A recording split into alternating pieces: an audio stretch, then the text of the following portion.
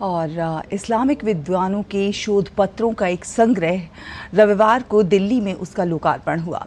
3 अलग-अलग भाषाओं में किताब का विमोचन करते हुए प्रख्यात भारतीय लेखक और पत्रकार MJ अकबर ने इस्लामिक चरमपंथ पर भारत के खिलाफ फॉल्स नैरेटिव गढ़ने के आरोप लगाए और इसे इस्लाम विरोधी बताया। MJ अकबर से खास बातचीत की DD न्यूज़ के संवाददाता विशाल पैरास्टो ने। अकबर साहब, क्या है ग़ज़वा-ए हिंद और क्यों बार बार ये खबर बनता है? खबर बनता है क्योंकि शायद जो बनाने वाले हैं उनकी ये इच्छा होती है कि ऐसे नाखबर या ऐसे गलत स्टेटमेंट से उनको कुछ पता नहीं कौन सा मकसद है, लेकिन इतना मैं ज़रूर जानता हूँ कि मकसद जो भी हो, मकसद देश के ख़िलाफ़ है। मकसद हम जो बिरादरी है, हम भाईचारगी है और जो अमन हम चाहते हैं इस मुल्क में, उसके ख़िलाफ़ है। अगर आप इस्लाम को समझना चाहें तो मैं एक आयत सिर्फ आपको बताता हूँ, लकुम दीनकुम व इलिया दीन, तुम्हारा दीन तुम्हारे लिए, तुम्हारा मज़हब तुम्हारे लिए, हमारा मज़हब हमारे लिए। और एक दूसरा है there shall be no compulsion in religion, यानी कि मज़हब में आप किसी के ऊपर ज़बरदस्ती नहीं कर सकते। तो ये जब कुरान में लिखा हुआ है, जब ज़बरदस्ती की कोई जगह नहीं है, तो ये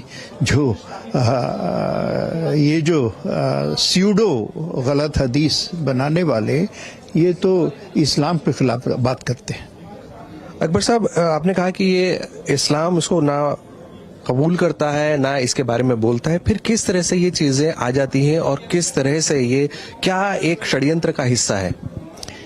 भाई, कारण जो भी हो, लेकिन इतना पता है मुझे कि जो कॉन्सिक्वेंस है, जो नतीजा निकलता है, वो देश के लिए एक ख़तरा है और हमारे समाज के लिए एक ख़तरा है।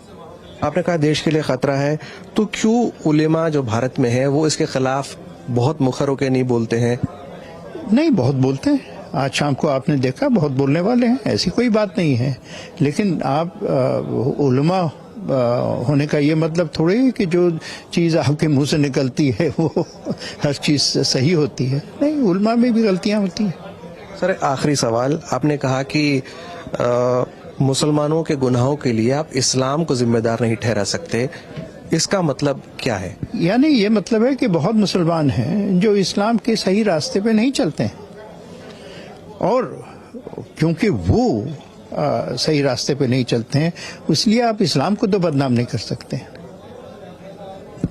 तो ये थे MJ अकबर, जिनका ये कहना है कि जो कुछ भी हो रहा है इस्लाम के नाम पर, वो एक महज एक षड्यंत्र है। इस्लाम कभी भी किसी के खिलाफ हिंसा की बात नहीं करता। कैमरामैन मोहित उइके के साथ मैं विशाल बैरिस्टो, DD न्यूज़, दिल्ली। और आप